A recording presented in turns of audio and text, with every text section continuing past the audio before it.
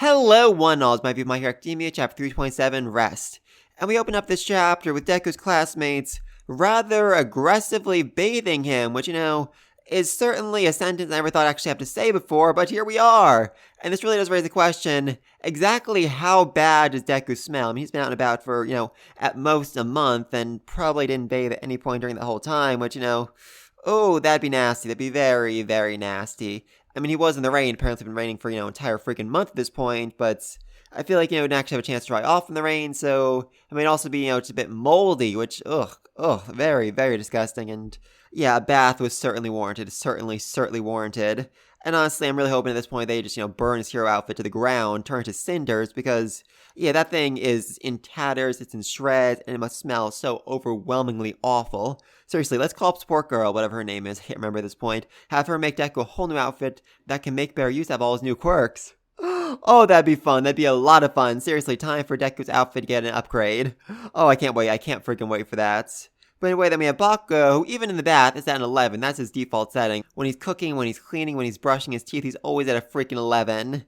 And it's also definitely worth noting, something I missed the first time I read this, is you can actually see a scar on Bakugo's left shoulder and his stomach. Because let's not forget, he was impaled by Shigaraki when he ran out to save Deku. And yeah, apparently that left a pretty nasty scar on his body. I'm kind of curious, how he's doing, how those wounds healed up, if there are any, permanent damage. If we're going to see him, dealing with shoulder pain down the road, that'd definitely be interesting. Curious, very, very curious, and a little detail I absolutely love in this chapter. But anyway, then we have Bakugo really, really struggling to call Deku Izuku, and I don't know, I'm really kind of hesitant about this, because on one hand, Deku was always a term that Bakugo used as an insult to him, like, oh, you're just stupid Deku, you're just stupid Deku. But now, though, Deku changed the term, he gave it new meaning, he rebranded himself as Deku the hero, Deku the symbol of peace, Deku the savior, the protector of the innocent, and for Bakugo not to call him that anymore, it almost feels like an insult to all the progress Deku's made in rebranding himself. And let's also not forget, Deku and Kacchan, those are nicknames they came up with one another when they were kids. It's a symbol of their bond, of their history together, and for Bakugo, just to drop that, to start calling him Izuku, just feels wrong. It feels really, really wrong to me. But Bakugo is actually trying here, so I can't really fault him all that much. But even as he's trying to be better, Bakugo is still who he is at his core. He still views Deku as his rival, as his adversary, and he's, determined to one-up him somehow, some way, which... Yeah, Bakugo, I mean, I love your determination, but Deku has like 6 quirks right now, and it took your entire class to slow him down. There's not a whole lot you can do unless you get a massive, massive quirk upgrade, or, Shigaraki decides to give you another quirk for some insane reason. Anyway, though, then they're out of the bath, and I just absolutely love this one shot we get of Uraraka, who, after all this, after a very, very long day, was so tired, she fell right asleep. I mean, she looks so absolutely adorable sleeping, the drool hanging out of her mouth.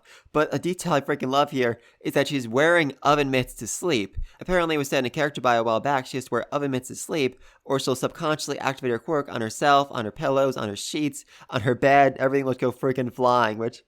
it's just such a small detail, such a little thing, but just makes your character feel so much more real, and I love the consistency. I love the author remembered this, included in this shot right here. Oh, it's a little details. It's really little details that make me love a series. And they start talking to Deku about what it was like for him to, go from powerless to having all the power of All Might. And like, how'd it feel, man? And then Sarah responds, he broke his bones, remember? It hurt. It really freaking hurt, obviously. Yes, Sarah, it clearly hurt him. And then we have Shoto come in as he's drawing off his hair, just looking so cool. And Mineta just really has to complain about how awesome he looks right here, and tries to mimic it, but yeah, it just does not work for him. It just does not work for him at all. Oh, poor Mineta, poor Mineta. I mean, he is a serious pervert, and he definitely deserves to suffer, but he hasn't been all that bad lately. I can't remember last time he really did anything all that perverted, so yeah, let's give Mineta a redemption arc. Let's let Mineta have a happy ending somehow, some way. Let's get him a girlfriend by the end of the series. Yeah, seriously, someone who isn't afraid to beat him within an inch of his life when he tries to, act like a pervert again. Like in Dr. Stone, I've always said that Magma is going to end up with Nikki, because Nikki's the only one who can keep him in line and keep him from, being an absolute idiot or a murderer. Oh, I love you, Nikki. I freaking love you. Anyway, though, then Deku gets all the press saying, I really need to apologize to All Might, but he's not answering his phone, and Shoto is rather terrified as we see All Might pressing his face up against the window, looking like a freaking ghost, which, Yeah, that's unnerving. That is seriously, seriously unnerving. I mean, it's been said before that All Might's basically a ghost of his former self, not really able to interact in the world in the same way he could before when he was, quote unquote, alive. And this just really freaking emphasizes it. But, he comes in and he's just really, really apologetic for not being able to help Deku more. And then Deku starts apologizing because he was so mean to All Might and pushed him away. And then he's like, you know what, All Might, after I pushed you away, that's when things got really bad, and I started going crazy, and I almost died fighting a really, really weak villain.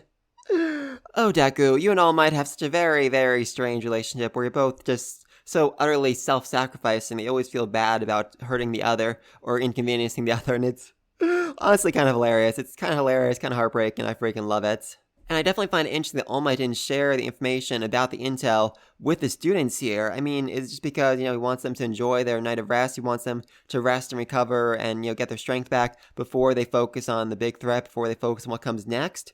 Or is there something more to this? I'm seeing a lot of people online who are thinking, okay, All Might didn't tell them because the intel is about the UA traitor and it reveals which of the students it actually is. I mean, if that was the case, would All Might let the traitor, stay here at UA, or would he make moves against them? Would he, have them arrested as soon as possible? I mean, I'm not sure. I'm very, very curious about that. But anyway, as soon as All Might leaves, Deku instantly falls asleep, and he just looks so young, so vulnerable, so weak and helpless right here. It's actually kind of adorable. Oh, poor Deku, you really, really needed some sleep. And then the topic turns to Endeavor, who isn't really all that welcome at UA right now because, his son is kind of a mass murdering villain who's partly responsible for all the death and destruction that's basically turned Japan to an apocalyptic hellscape, Yeah, people still have a problem with that. People definitely have a problem with that. But Shoto, he's optimistic. He's thinking, I'm going to do it. I'm going to change. I'm going to keep improving. And I'm eventually going to become someone who people don't have to worry about. Someone who can stand on my own 2 feet and protect the people as best I can. Which, good for you, Shoto. That's a very manly position to take. And then we have Jiro dragging everyone in by their necks, which, oh, I absolutely freaking love it. And then she managed to drag in Bako as well, with him putting out very little resistance. As she says, they're going to do what they did during the cultural festival and show everyone what they're made of, which, curious, very, very curious. I mean, are they saying they're going to sing another song like they did the culture festival, maybe even the same song? I mean, the song Hero 2 definitely feels like it'd be appropriate right now as they're trying to convince the people they need to do what they can to protect their fellow man, to protect the heroes as well.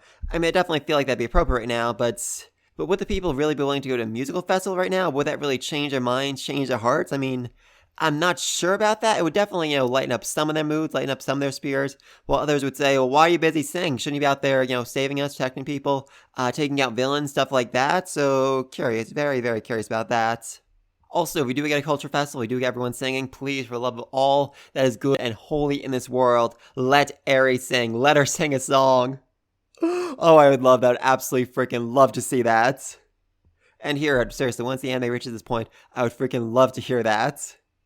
Anyway, though, then we flash over to Endeavor, Hawks, and Best Jeanist, and they reveal that in 1 month, Shigaraki will finish evolution and become the perfect symbol of destruction, his ultimate form, and everybody will die, which, is concerning, very, very concerning, especially because this is a giant, giant red flag. Seriously, we've all seen this before. They're going to, do the attack 1 week before Shigaraki is supposed to finish evolution. They're going to go in, they're going to take all the subordinates, and then when they actually get Shigaraki, he'll reveal, haha, I finished my evolution early because my will is strong, or because I sacrificed someone or something, somehow, some way. Either way, I'm the symbol of destruction now, and I'm going to murder all of you, and then they're going to fight against the true ultimate symbol of destruction, Shigaraki's perfect form, which, we all know it's coming, and we are all so utterly, utterly terrified about it. And then we also get to read exactly what was in the letter that Stain gave to All Might. It was, interesting? Only a true hero may act as the recipient of this information. That disqualifies the phonies and the outlaws who wear false mantles and act solely out of contemptible self-interest. All Might is the only hero worthy of any respect. All Might is the only one worthy of ending my life. Now more than ever, the masses cry out for that unshakable sense of justice he embodies, that pure, absolute justice. The world has grown dark indeed, which is precisely why the symbol of peace must stand something something, the vanguard and lead us all something something, just society something something, information such just something something. Okay, so I can't read a lot of it, but that's the basic premise of what it says. And apparently the actual information was in the dagger itself, a microchip hidden in the dagger, which contains the security records from Tartarus, which, interesting, very, very interesting. I mean, what's in the security records is just a list of all the villains that All For One freed, who are, going after Deku right now, or is something else inside of it? I mean, could this be how they find out the truth about the UA traitor? They're going to find out that, one of the student's parents was actually a prisoner inside of Tartarus, and in exchange for their parent being free, the student was, helping out All For One, giving him the information he needed. I mean, maybe, but I feel like that's something, the Japanese government would have figured out a long, long time before now, so, I don't know, curious, very, very curious. And we still have the one student from the other hero school, I forget his name, but he dressed up as a guard from Tartarus because his father worked as a guard in Tartarus. So could it be his father was corrupt and he was corrupt as well, and they were secretly working for All For One, and that's how they knew about the prison security system? I mean, maybe. I'm not sure. I'm really not sure at this point. But anyway, please leave the comments down below. What exactly was in the security records? How is it going to change their plan moving forward? How is it leading them towards the end game?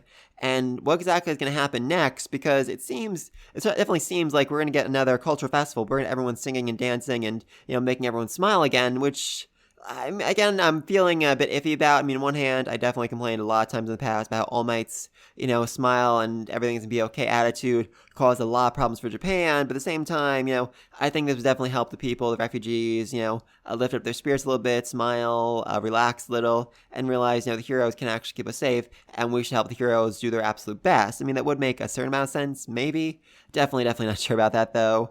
Let me know down below. Be sure to like, subscribe to the next video, and until then, peace!